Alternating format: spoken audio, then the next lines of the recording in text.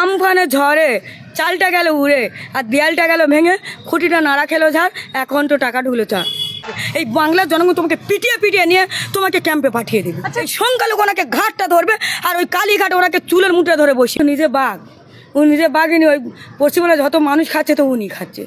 যত মায়ের কোল খালি হচ্ছে, যত মায়ের বুক খালি হচ্ছে, যত মা বুকে তত উনি তো নিজেই বাঘ। তো সেই জন্য উনি একটার পর একটা মার্টার, একটার পর একটা খুন, একটার পর একটা ধর্ষণ।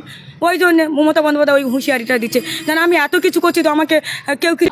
কেন্দ্র তো বসে আছে একটা বাঁশ, আর উনি তো কঞ্চি তুমি যত ছুড়বে তোমার দাবাল দিয়ে তত কাটবো আমরা।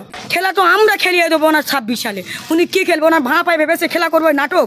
ওই নাটকটা আর পশ্চিমবাংলার মানুষ, এই পশ্চিমবাংলার জনগণ, এই পশ্চিমবাংলার সংখ্যালঘু ওনাকে মেনে নেবে না। এই অপদার্থ মুখ্যমন্ত্রী, এই থার্ড ক্লাস মুখ্যমন্ত্রী, ওনার কোনো যোগ্য। মমতা বন্দ্যোপাধ্যায়ের কথা আইসব ভোট তো এখন দূরে, মাননীয় স্বপ্নটা অনেক। ওই স্বপ্ন ওই সংখ্যালঘুরা আপনাকে মুছে দেবে, ছিন্ন ভিন্ন করে দেবে এই মাননীয় মুখ্যমন্ত্রীকে।